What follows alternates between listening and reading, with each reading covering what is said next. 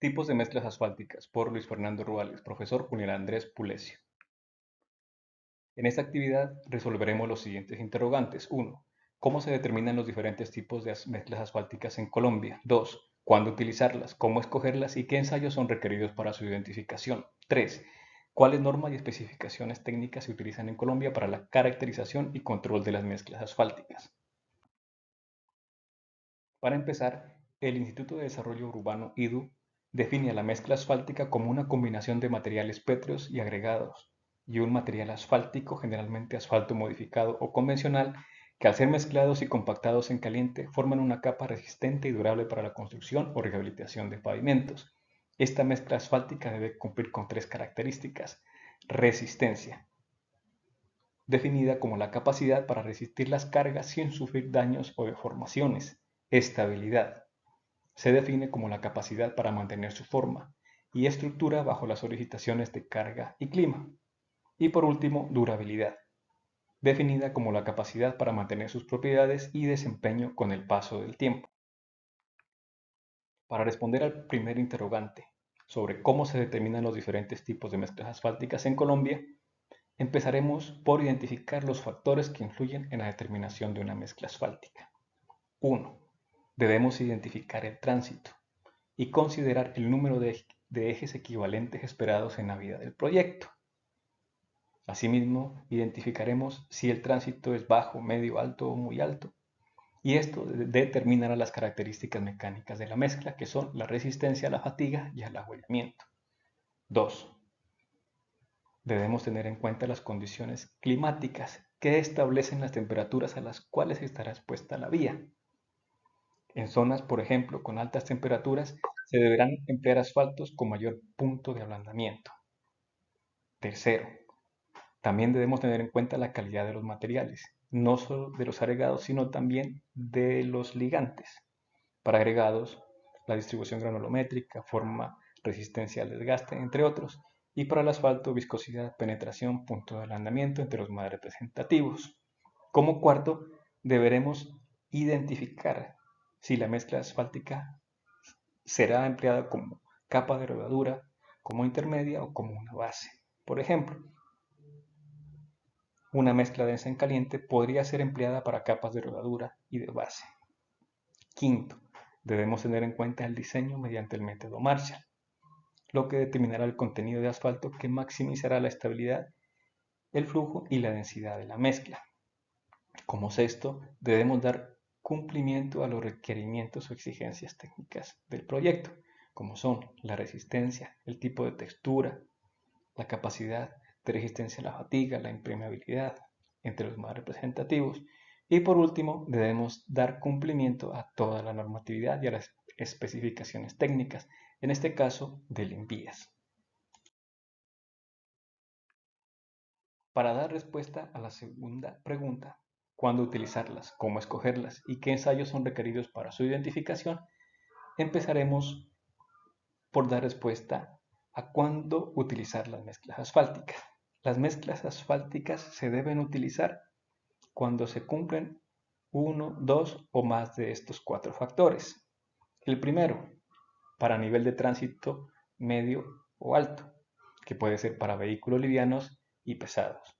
El INVIA recomienda mezclas tipo MDC2, 3 y 4. El segundo, para zonas con alta velocidad y demanda, que pueden ser vías arteriales, intermedias y de acceso rápido, vías urbanas y periurbanas. El tercero, cuando se requiera rapidez constructiva. Las mezclas en caliente pueden habilitarse rápidamente en un periodo de 24 a 48 horas y pueden ser útiles para obras con cronogramas ajustados, desvíos temporales o fases nocturnas. Y el cuarto factor, cuando se requiera flexibilidad estructural, recomendadas en zonas con suelos de baja capacidad de soporte y donde un sistema rígido podría fallar por asentamientos. Adicional a estos factores, las mezclas asfálticas se pueden utilizar cuando se requieran capas delgadas, en zonas con deformaciones existentes y en rehabilitación de vías. Continuamos con el segundo interrogante y ahora vamos a hablar sobre cómo escoger las mezclas asfálticas. Para esto, como primera medida, debemos identificar el tipo de vía, si se trata de una vía primaria, secundaria o terciaria, si es una zona urbana, interurbana o rural. A continuación debemos evaluar el tránsito, determinar si el tránsito es bajo, medio, alto o muy alto.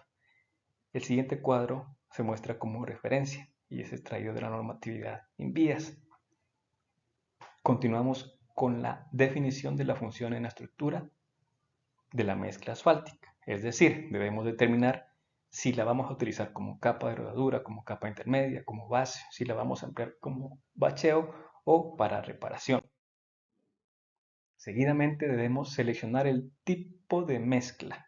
En este caso presentamos un cuadro extraído de la normatividad INVIAS, en este caso de la 2007 porque tenemos la MDC 1, pero sabemos que para la normatividad actual sería MDC 25 o de tamaño máximo 3/4. Pues bien, en el ejemplo podemos ver el tipo de mezcla, una MDC4, que se puede utilizar como uso principal en rodadura base y para un tránsito recomendado muy alto.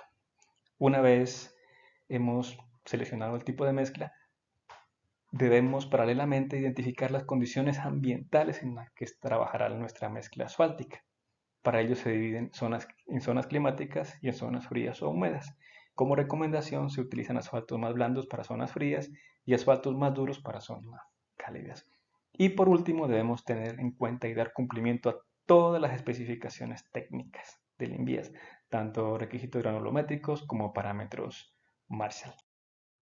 Adicional a esto, sobre cómo escoger las mezclas asfálticas, la normatividad INVIAS muestra una serie o un compendio de características principales en las que se sugieren el uso de algunos tipos de mezcla. Por ejemplo, aquí tenemos una MDC2 o una MDC19 para la actual normatividad. Tenemos el uso típico como rodadura base, el tránsito medio y dentro de observaciones el uso urbano rural pavimentado. También podemos encontrar este otro tipo de tabla de información donde se sugiere una mezcla de acuerdo al tipo de proyecto. Aquí tenemos para vías terciarias, calles urbanas, autopistas, hasta caminos con difícil acceso. Asimismo, tenemos otra ayuda técnica donde se establece el tipo de mezcla, la descripción, el uso común y las ventajas. Continuando con la pregunta número 2, vamos a hablar sobre los ensayos que se requieren para su identificación. Estos ensayos se dividen básicamente en tres partes: en ensayos para los agregados, en ensayos para el ligante o asfalto y en ensayos para la mezcla como tal. En ensayos para los agregados encontramos análisis granulométrico, equivalente de arena, desgaste de los ángeles, partículas planas, entre otros. Aquí tenemos el número de la normatividad en vías y el propósito principal. Para los ensayos en el asfalto tenemos penetración, punto de ablandamiento, viscosidad, pérdida por calentamiento, entre otros, el número de la norma y el propósito principal. Asimismo encontramos los ensayos para la mezcla asfáltica. Aquí tenemos las briquetas, estabilidad de flujo Marshall, peso específico, entre otros. Por último, damos respuesta al tercer interrogante sobre cuáles son las normas y especificaciones técnicas que se utilizan en Colombia para la caracterización y control de las mezclas asfálticas. También los hemos dividido en ensayos para agregados, ensayos para ligantes asfálticos y ensayos para mezcla asfáltica. Aquí tenemos el número o código de la norma, la descripción, tanto para agregados como ligantes asfálticos y para mezclas asfálticas. Recordemos que posterior al establecimiento de la mezcla asfáltica, también existen unos ensayos de control de calidad. Muchas gracias.